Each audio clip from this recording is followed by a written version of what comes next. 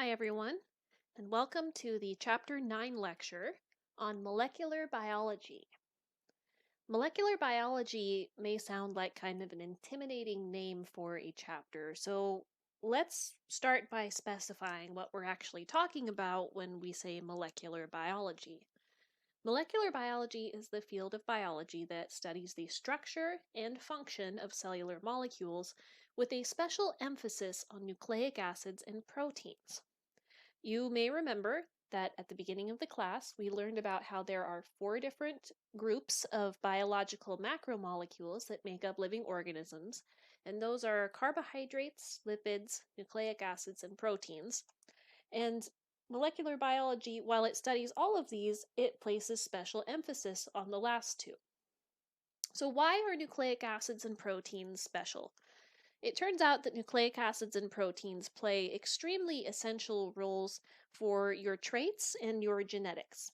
Because nucleic acids, as we've learned, are the informational blueprint for all of the cell structures and functions. And it turns out that proteins compose those structures and carry out those functions. So proteins are like the workhorses of the cell that do the bidding of the nucleic acids. Nucleic acids direct the synthesis of proteins, and it is the proteins which bring about the traits.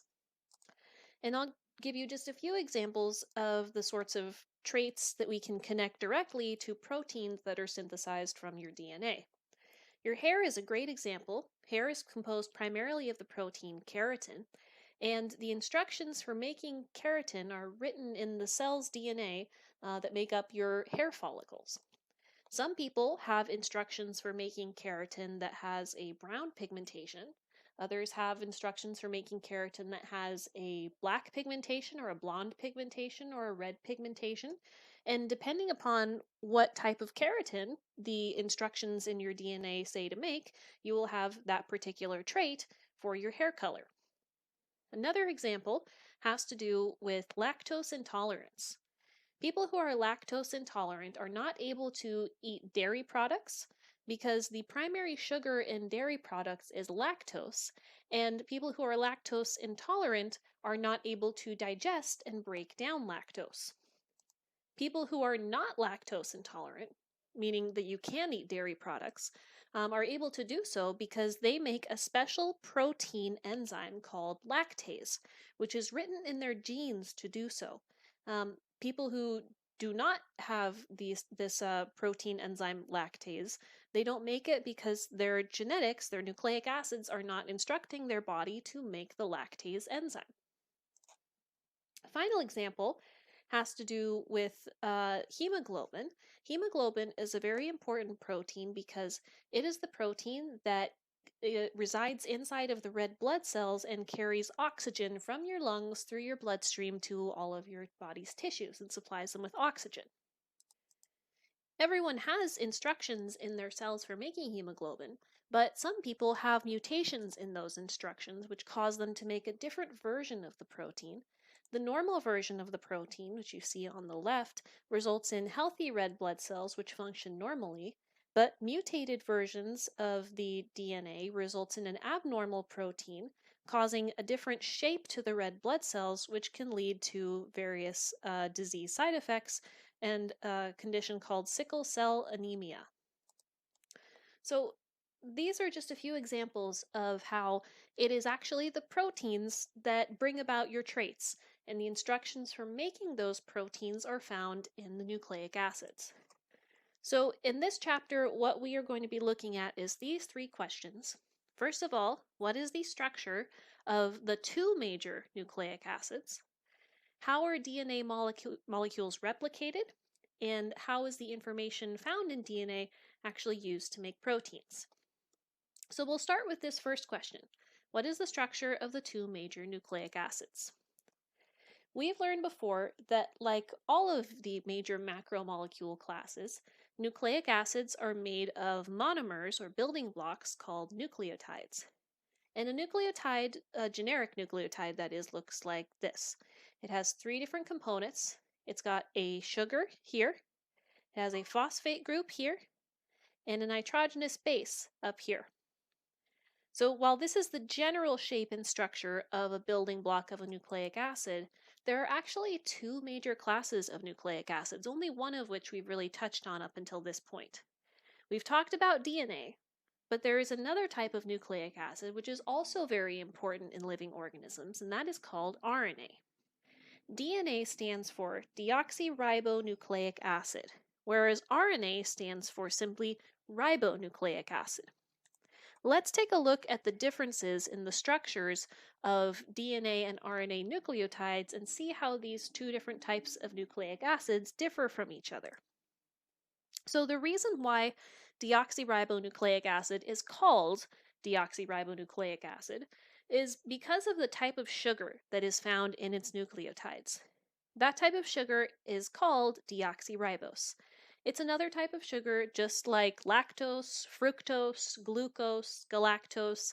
As you can see, it has the signature OSC at the end of the sugar name. So we've got deoxyribose, which is where deoxyribonucleic acid gets its name from. Ribonucleic acid, which is also made of nucleotides, is instead composed of ribose-containing nucleotides, which is why it's called ribonucleic acid. And these sugars that are found in ribonucleic acid are almost identical to the deoxyribose sugars found in DNA nucleotides. The only difference, as you can see highlighted here, is that deoxyribose has one less oxygen compared to ribose. So here we have just a hydrogen, here we have a hydrogen and an oxygen. That's why deoxyribose is called deoxyribose, because it has been deoxified at this particular location right here. So that is one difference between DNA and RNA, and that one's easy to remember because it's in the name. Another difference comes in another component of the nucleotide, and that is the nitrogenous base. Because remember, the nucleotide is made of a phosphate group, a sugar, and a nitrogenous base. And across both DNA and RNA, there are 5 different nitrogenous bases that are featured: cytosine, uracil, thymine, guanine, and adenine. But not every one of the 5 nitrogenous bases is found in DNA, and not every one is found in RNA. In DNA, the only 4 options for nitrogenous bases that can comprise a nucleotide are cytosine, thymine, guanine, and adenine. There are no uracil nitrogenous bases in DNA. On the other hand, in RNA, the only 4 nitrogenous bases that are found are cytosine, uracil, guanine, and adenine. There is no thymine in RNA. So essentially, DNA has C, T, G, and A. RNA has C, U, G, and A. All of the T's in RNA are replaced with U's. The third and final difference between DNA and RNA is in the strandedness of the molecules, or meaning how many strands compose an individual piece of that nucleic acid.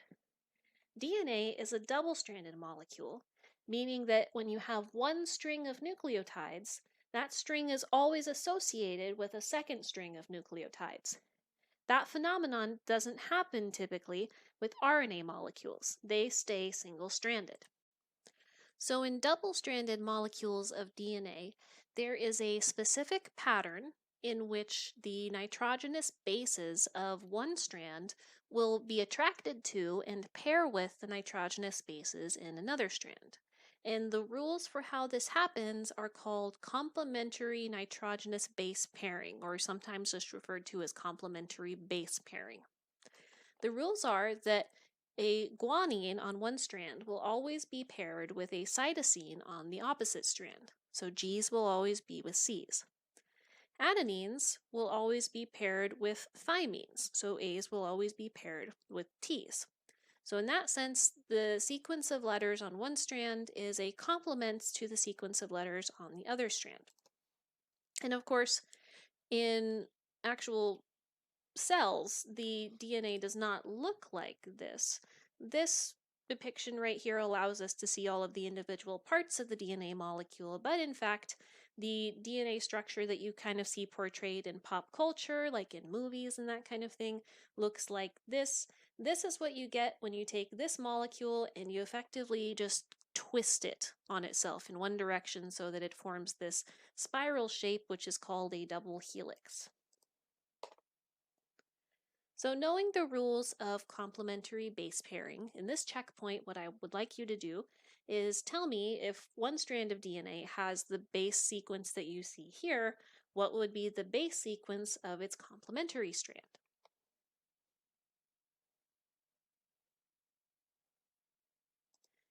And in this checkpoint, I would like you to summarize for me the differences between the structures of DNA and RNA molecules.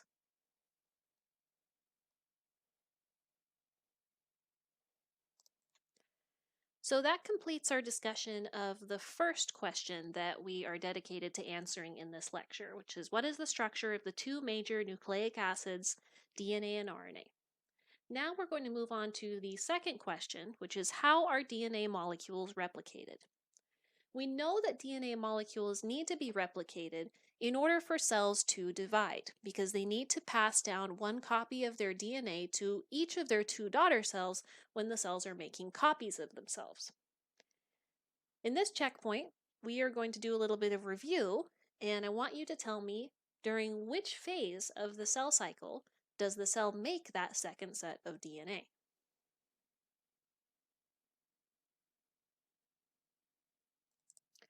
We know that the process of copying DNA is important, but we don't know how it works. The cell actually has a pretty elegant method for copying DNA by using old pieces of DNA as a template from which to copy from. DNA replication will take the old strands, read the sequence of the letters in the old strand, and then use them as the basis for synthesizing a new pair for that strand. For this reason, the process is described as semi-conservative. The word conservative means to preserve or to save. For example, water conservation means to save water.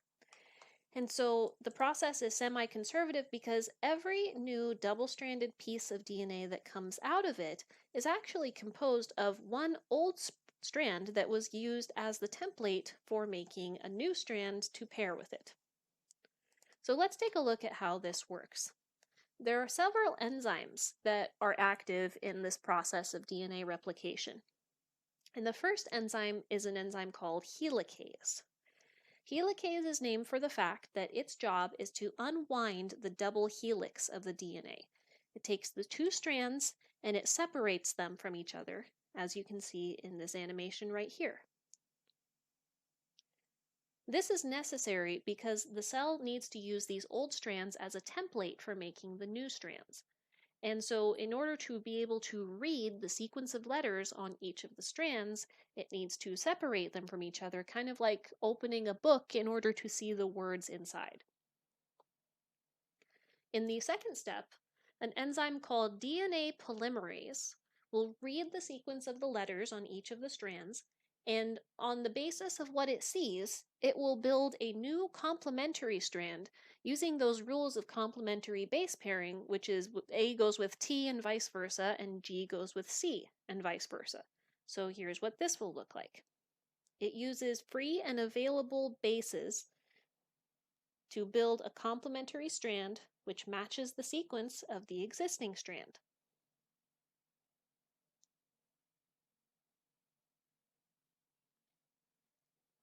Now remember, this process is also happening on the other strand. Here we're looking at one of the two separated strands, but down here, beyond the animation, there is another strand where the same process is happening. And so at the end of it all, what results is two double-stranded pieces of DNA, each of which is composed of one old strand and one new strand together in the same helix.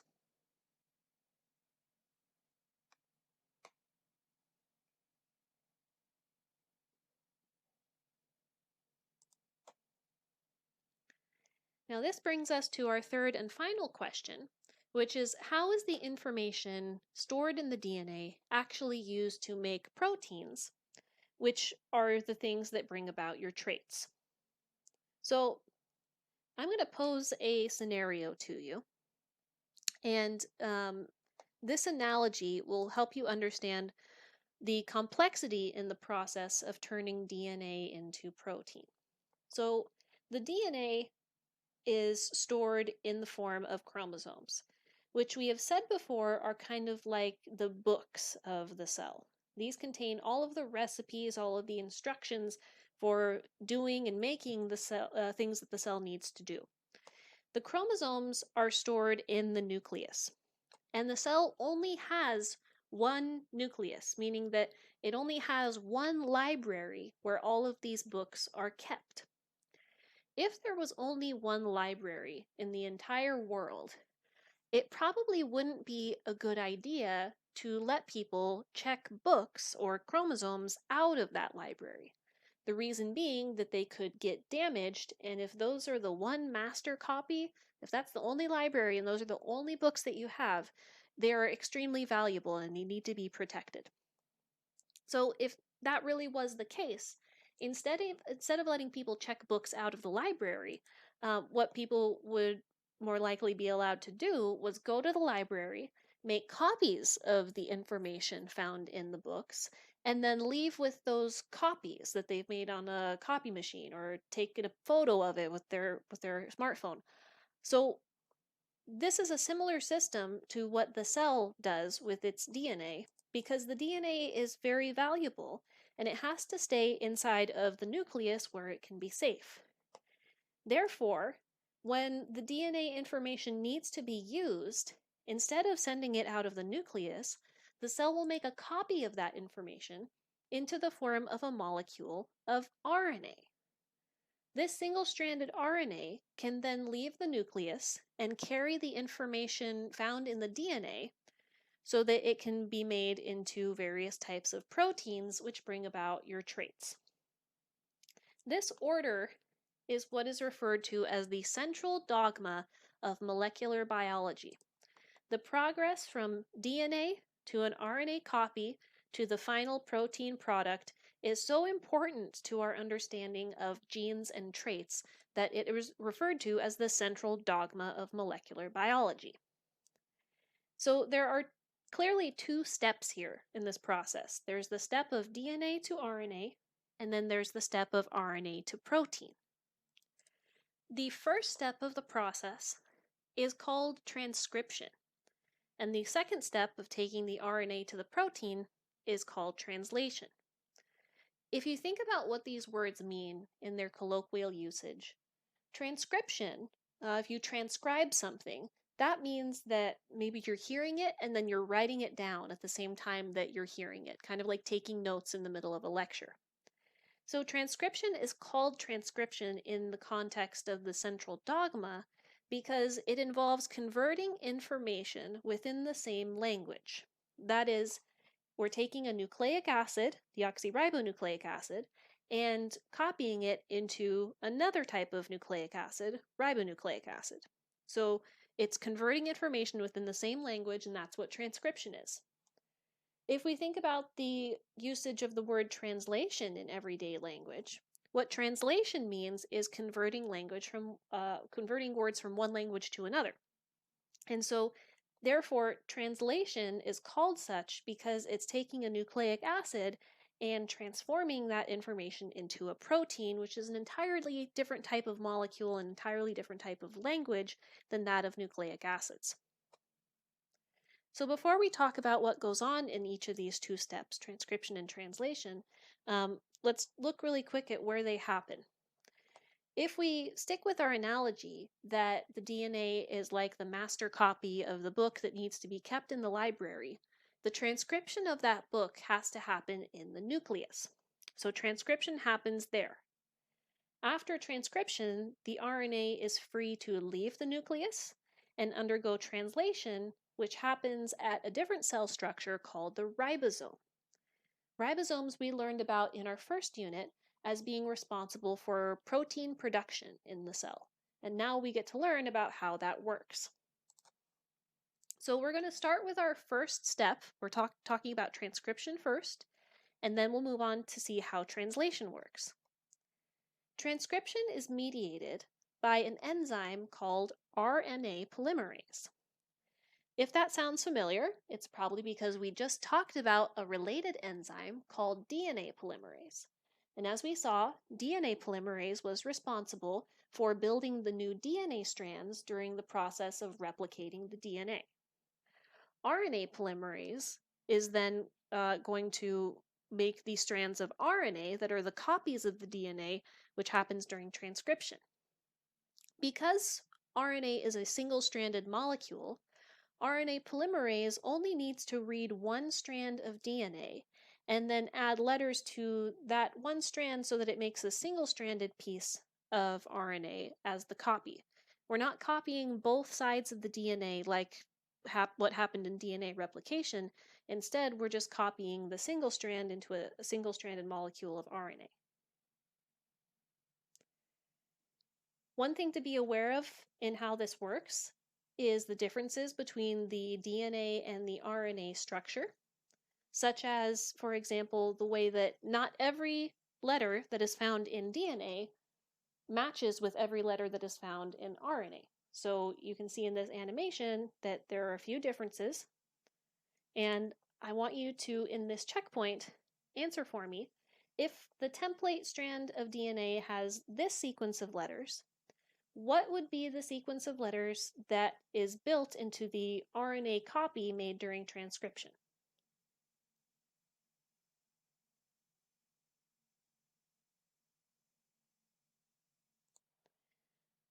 Now, after transcription and before translation, there's a little step that happens in between, which is something called RNA splicing.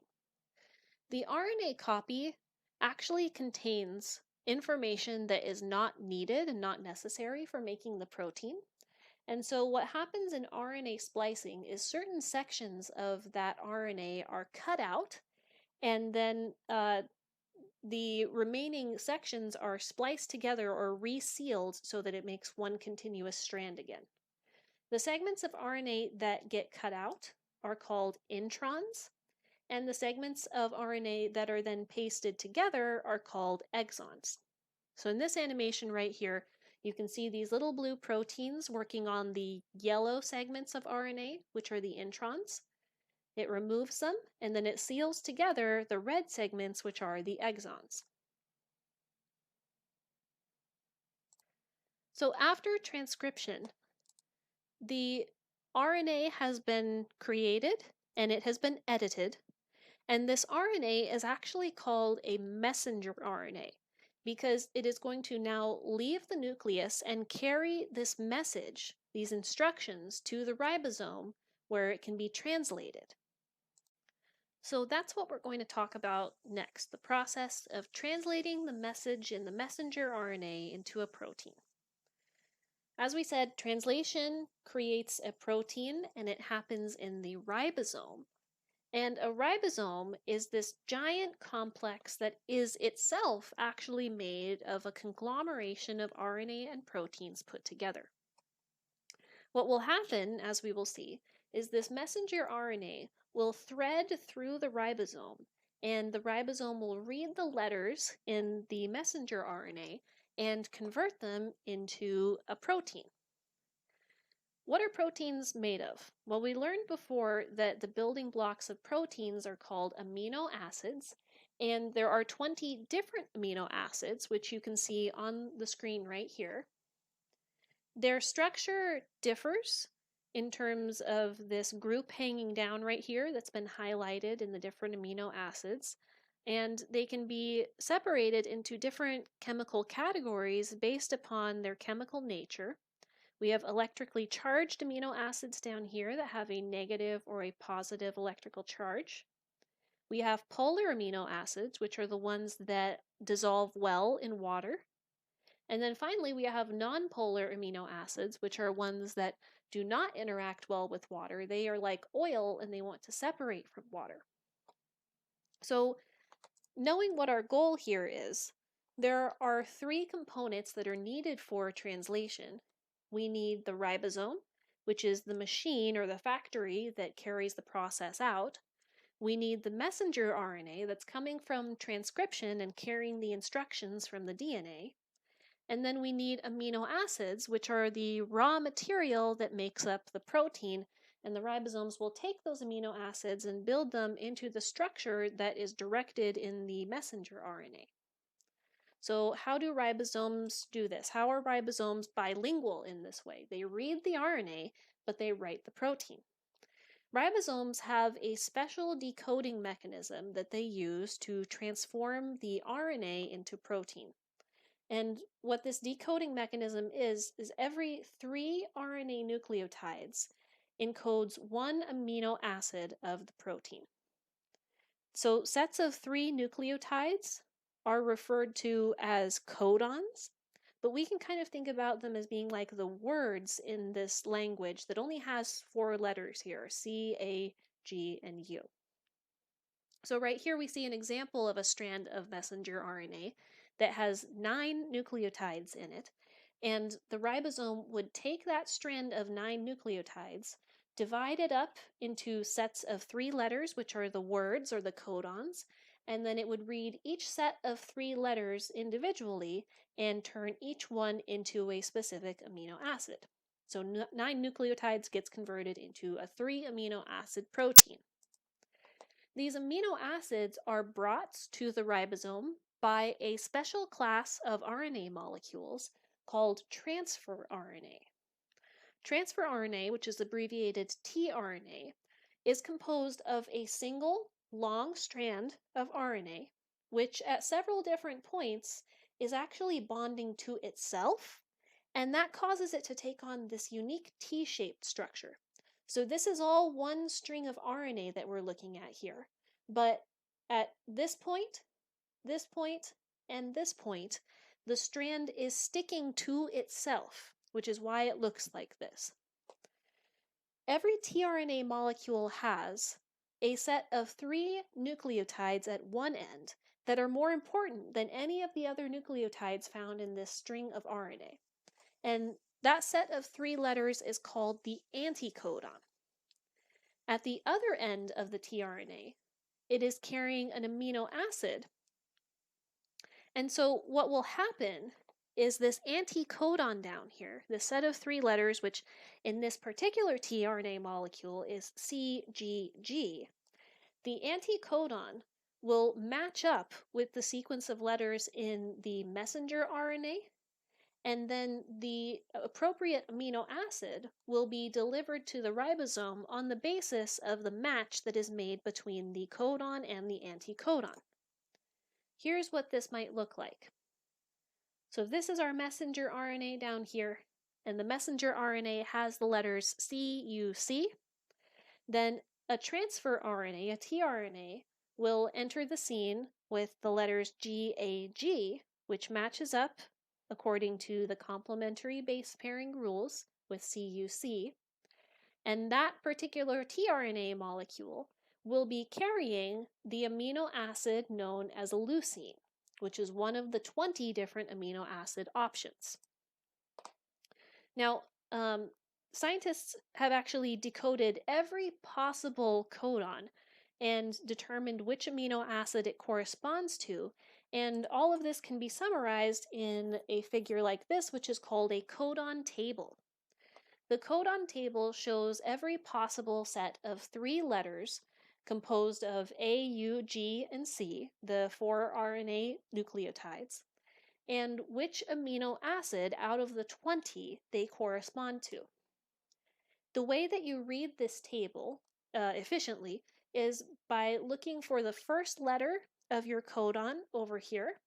That's represented in one of these 4 rows here. And then you can look for the second letter in one of these 4 columns. And then the third letter is represented over here, but oftentimes I find that using just the first letter and second letter are enough. So if we look back at this codon right here, which was CUC, and we wanted to use the codon table to decode it, we would look for the first letter, which is in this row. We would look for the second letter, which is in this column, so we know we're looking in this box. And CUC, which is right here, corresponds to leucine. which matches up with what we saw in this example on the last slide. Now I want you to go ahead and try this yourself with this set of letters here in a messenger RNA molecule. So I'm going to put the codon table up in just a moment, but what you need to do right now is write the sequence of letters down, divide it up into sets of codons or sets of 3 letters, and then use the codon table to translate those into the appropriate sequence of amino acids.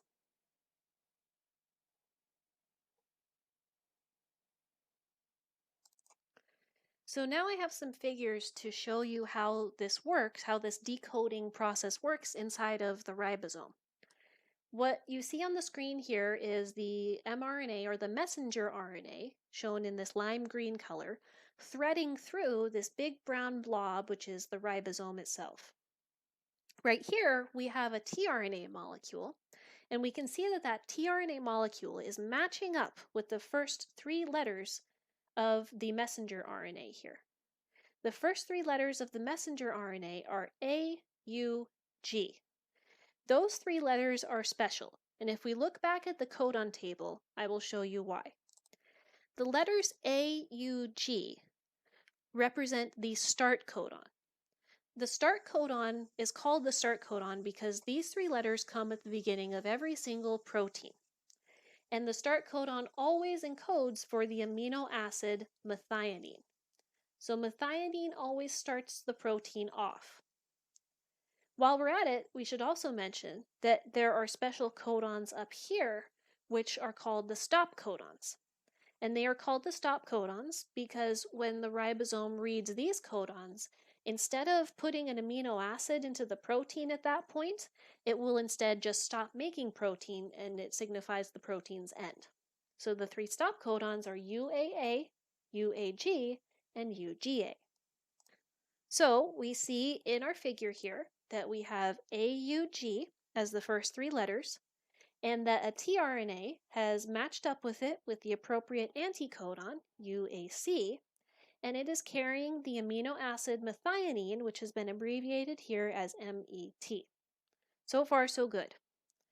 What the ribosome will do is read the next 3 letters here, the next codon, which is GGA, and it will order up a tRNA molecule, which has the appropriate anticodon that matches up with it, in this case CCU to match up with the GGA. And that tRNA will enter the ribosome, bringing with it its amino acid. In this case, the amino acid is called glycine, abbreviated GLY. And once inside of the ribosome, then that amino acid is going to attach itself to the existing methionine, which was already in the ribosome. So a new bond is formed, and this represents the start of the protein. Now the ribosome will read the next 3 letters of UGU, and it will bring up the next tRNA molecule with the appropriate anticodon. But at this point, the ribosome is running out of room, and so in order to accommodate this new tRNA molecule, it will have to kick the first tRNA out of the ribosome. The first tRNA leaves behind its amino acid, though, because that amino acid developed this bond and attachment to the second amino acid here. In that same fashion, when the third tRNA enters the ribosome, it will form a bond between the glycine here and the new amino acid, which in this case is cysteine, abbreviated CYS. The ribosome will continue in this manner, and the messenger RNA will thread through the ribosome. Ribosome will move down, bring in the next tRNA, kick out the tRNA that is another space over, and it will continue to incorporate additional amino acids and build out the chain that is this protein until it reaches what's called the stop codon here. And remember, there were 3 different stop codons. There was UAA, UAG, and UGA. And when the stop codon is reached, then the ribosome actually will not bring any tRNA in because remember, the stop codons do not correspond to a specific amino acid. Instead, it will bring in something called a release factor, which will enter the ribosome and signal that the protein process is finished, and so the ribosome can fall apart, release the messenger RNA, and the protein is complete.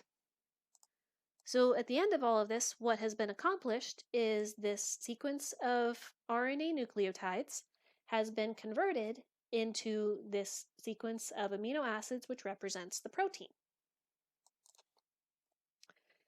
And since we just talked about these steps kind of piecewise, I am going to show you guys this video, which animates transcription and translation together so that you can see the whole process from beginning to end and see how it's just one continuous sequence of steps.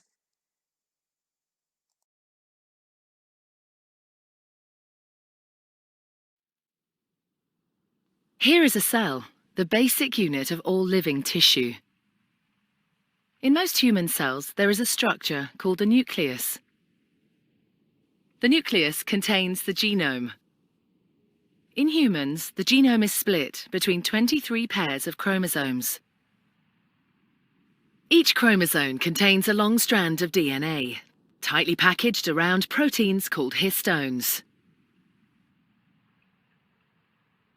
Within the DNA are sections called genes. These genes contain the instructions for making proteins. When a gene is switched on, an enzyme called RNA polymerase attaches to the start of the gene. It moves along the DNA, making a strand of messenger RNA out of free bases in the nucleus. The DNA code determines the order in which the free bases are added to the messenger RNA. This process is called transcription.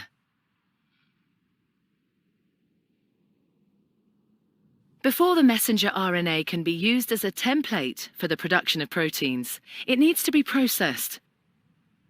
This involves removing and adding sections of RNA. The messenger RNA then moves out of the nucleus into the cytoplasm.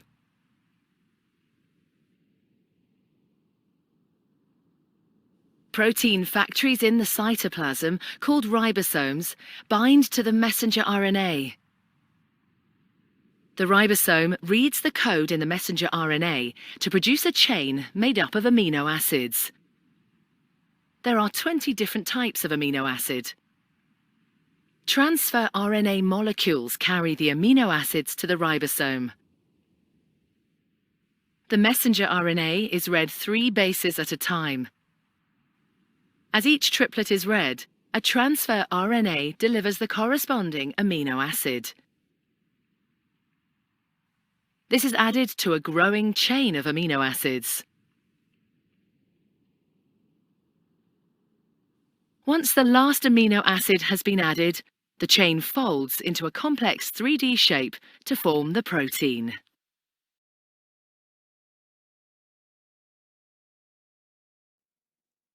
So hopefully that video was helpful for seeing all 3 steps of the process put together. At this point, if you are getting tired and need to take a break, this would be a good time to do it. We're going to move now into another part of the lecture where we talk about a related concept to what we've just been discussing, and that is mutations. So if you need a break, take it now. If not, we are going to press on, and we are going to be asking the question of how does changing the DNA sequence change the protein that is made from that DNA sequence? We are going to look at a few mutations and we're going to check out what effect they have on the protein. So I've created these hypothetical mutations here where we have an original sequence of a piece of messenger RNA. You can tell that this is the messenger RNA and not the DNA because it has U's instead of T's. And then I have a mutant where I have changed one letter out between the original sequence and the mutant. And we want to find out what effect will this mutation have on the amino acid sequence of the resulting protein. The first step is that you have to figure out what the codons are. You have to figure out how this is divided into words. So we separate the sequence of letters into sets of 3, and we can see that the mutation here is in this codon. It changed the codon from CAG to CAC. Now we can look at the amino acid table, and we can check for these two codons, CAG and CAC, and we can see that the codon CAG is right here. That encodes the amino acid glutamine, whereas the codon CAC is, where are we? Oh, of course, right here. And that encodes the amino acid histidine.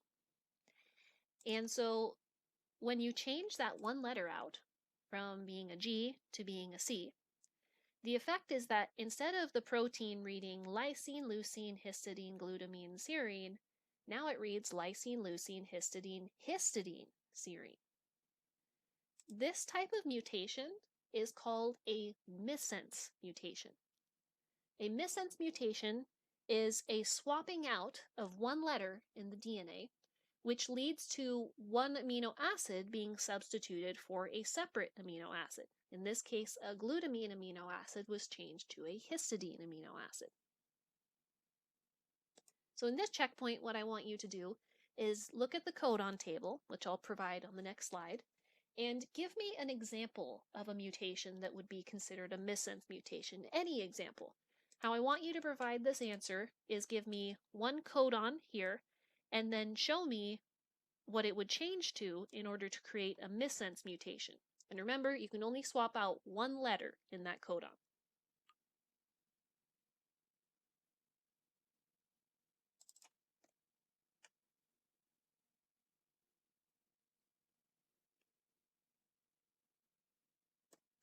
So that's one type of mutation. Let's look at another one. Here we have, again, the original and the mutant. This time I've changed out a U for a C. The way to approach this question is, again, to divide the sequences up into sets of 3-letter words. And now we can see that the mutation is affecting this codon right here. It is a UAC instead of a UAU. We go to the codon table. We see that UAC encodes for tyrosine, whereas UAU also encodes for tyrosine, right? And so this mutation right here, although we changed out a letter, it actually had no effect on the protein that was made because both UAU and UAC encode the amino acid tyrosine. This type of mutation is called a silent mutation. Silent mutations are an artifact of the reality that multiple codons end up translating into the same amino acid. Because of this, some changes in one letter for the other in the DNA actually have no effect on the amino acid sequence or the protein. And these mutations are therefore called silent mutations because although they are there, they go undetected. Just like in the previous checkpoint, here I would like you to give me an example of a codon changing into another codon and in a way that creates a silent mutation. So one codon here, change out one of the letters for the next codon, but it can't change the amino acid.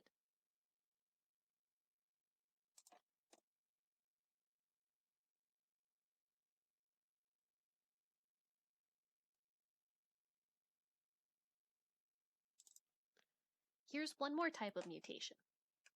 So here we have the original. In the mutant, I've swapped out a C for an A. We divide it up into sets of 3 letters, and now we see that we've turned a UGC into a UGA. Whereas UGC encodes the amino acid cysteine, UGA is actually a stop codon.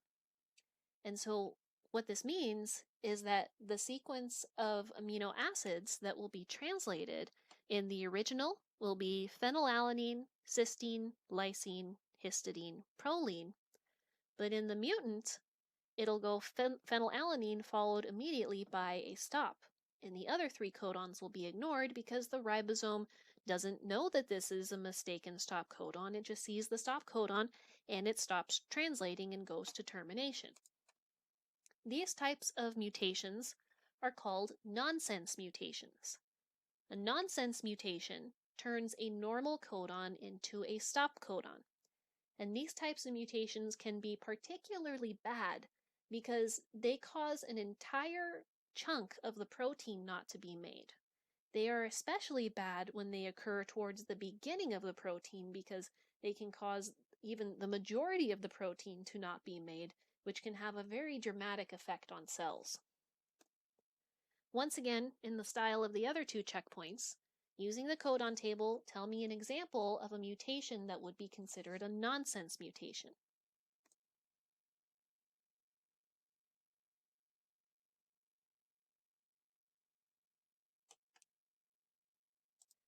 Now we have one other type of mutation to talk about here.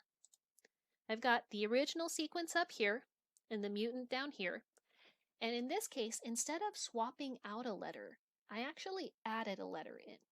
So the original goes ACU, AUA. Down here, I've got ACU, AGUA. So this sequence is one letter longer than this one.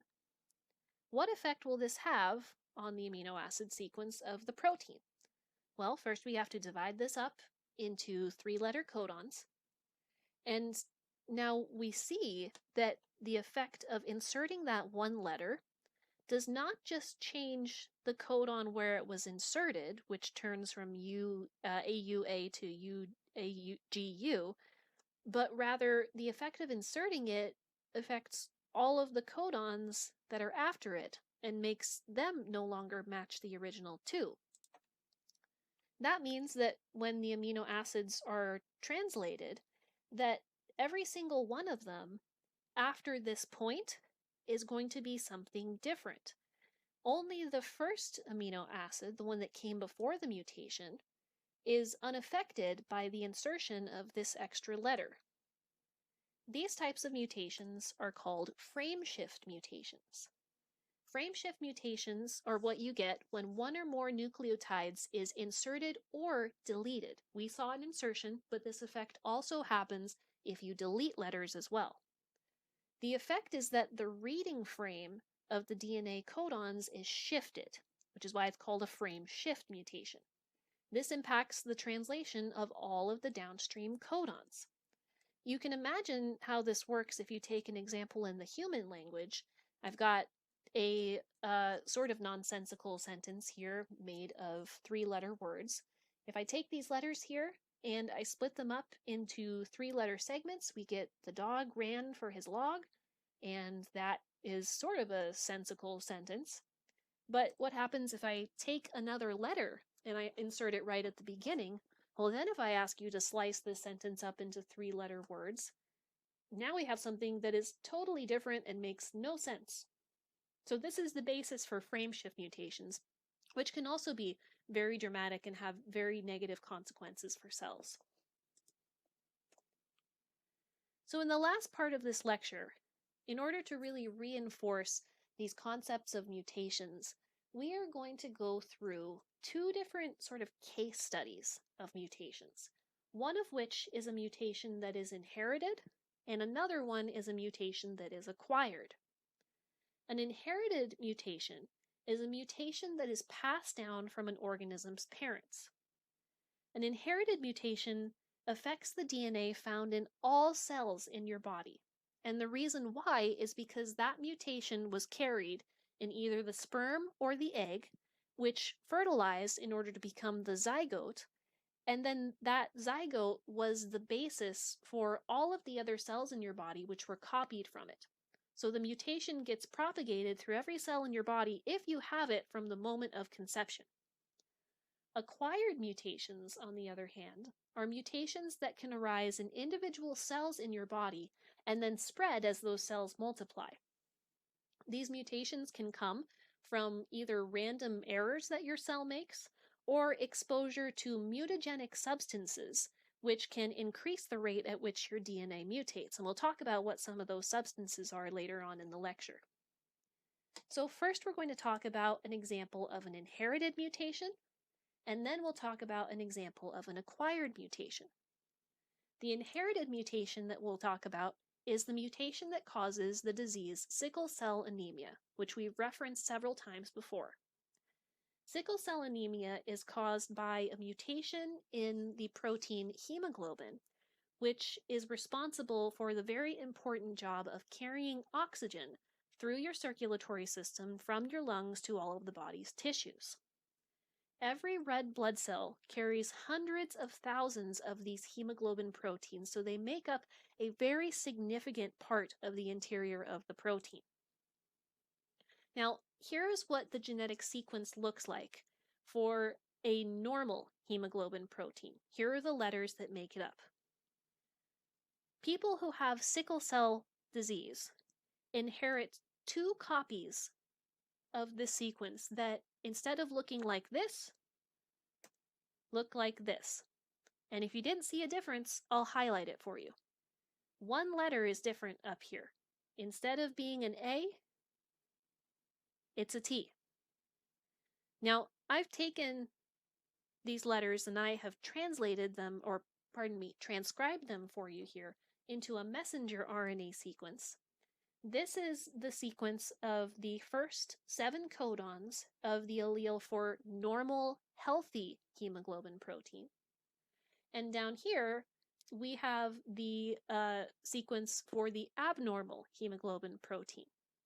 So what I want you to do in this checkpoint is translate for me both the sequence of amino acids for the normal, healthy hemoglobin protein and the sequence of amino acids for the abnormal, diseased hemoglobin protein.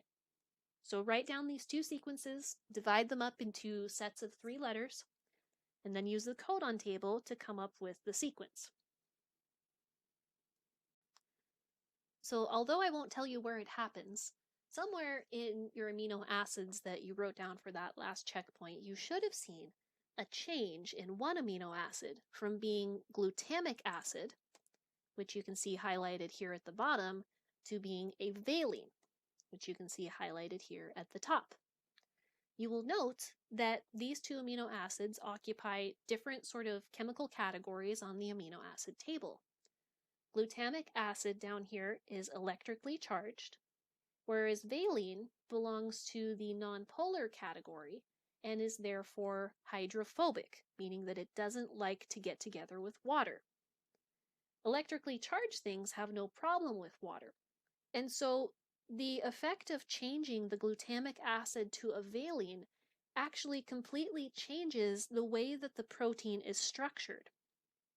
A normal hemoglobin protein looks like this, and it has multiple versions of this protein that are stuck together, and they have their glutamic acids facing outward towards the watery cellular environment, which is not a problem when that amino acid is glutamic acid, because electrically charged amino acids don't have a problem with water. However, you can imagine what happens when this glutamic acid is changed into the amino acid valine.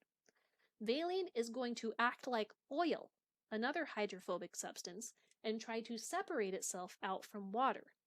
This changes the way that the protein folds, and it actually causes multiple hemoglobin proteins to attract each other and stick together so that they can shield their valines from exposure to water.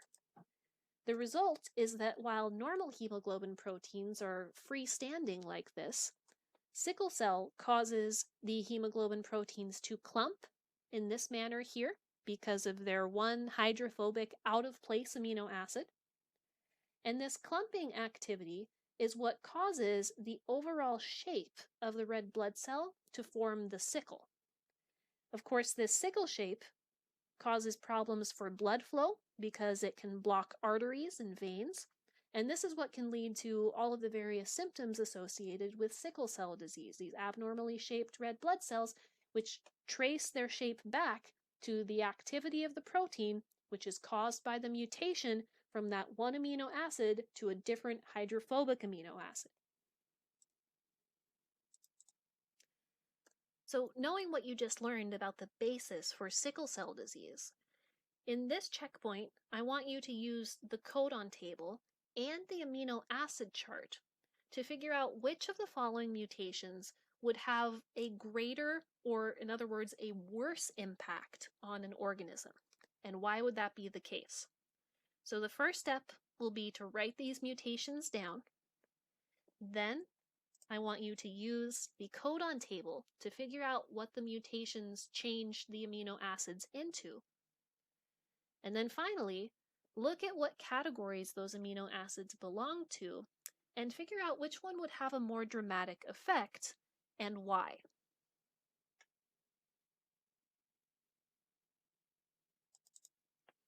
So that completes our discussion of our case study on an inherited mutation. And now we're going to talk about an acquired mutation. Because as we know, while mutations can be passed down from your parents, they can also arise in individual cells as a result of mistakes that are made during DNA replication, during S phase of the cell cycle, or exposure to environmental mutagens. When these mutations specifically affect a gene that is important for regulating the cell cycle or suppressing tumors, the result is cancer, as we've talked about before. So in this very last part of the lecture, we are going to walk through a real-life case study of a woman who had a specific type of cancer that was related to her RB1 or her retinoblastoma protein tumor suppressor.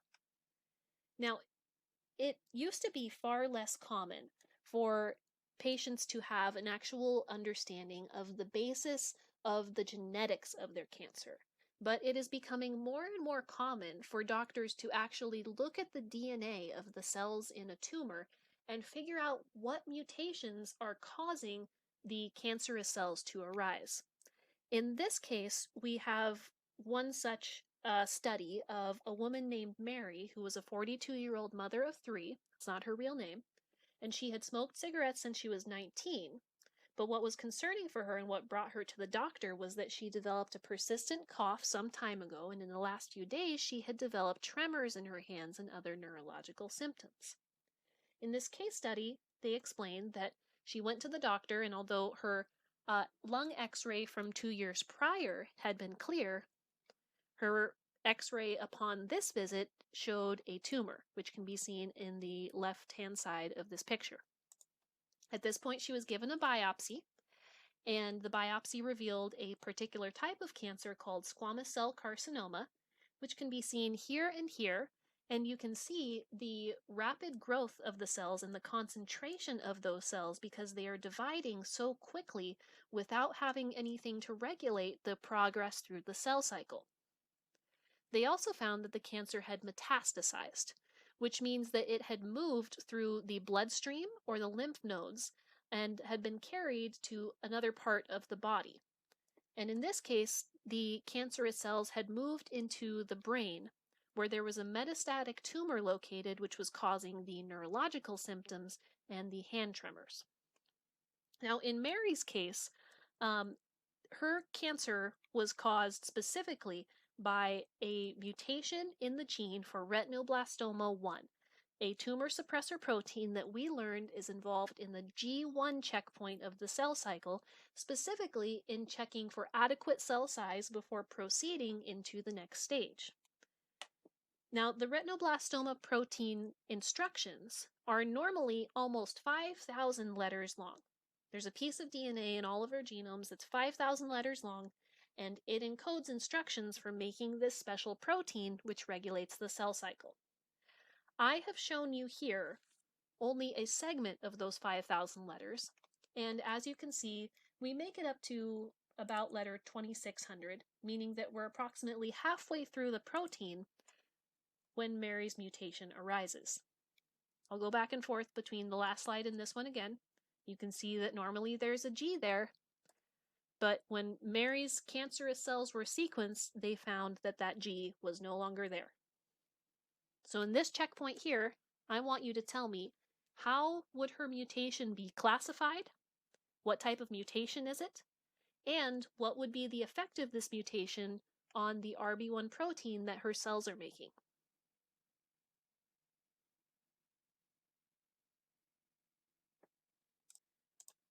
So obviously, this mutation caused a non-functional version of the protein to be made and allowed the cell cycle to get out of control, resulting in the cancer.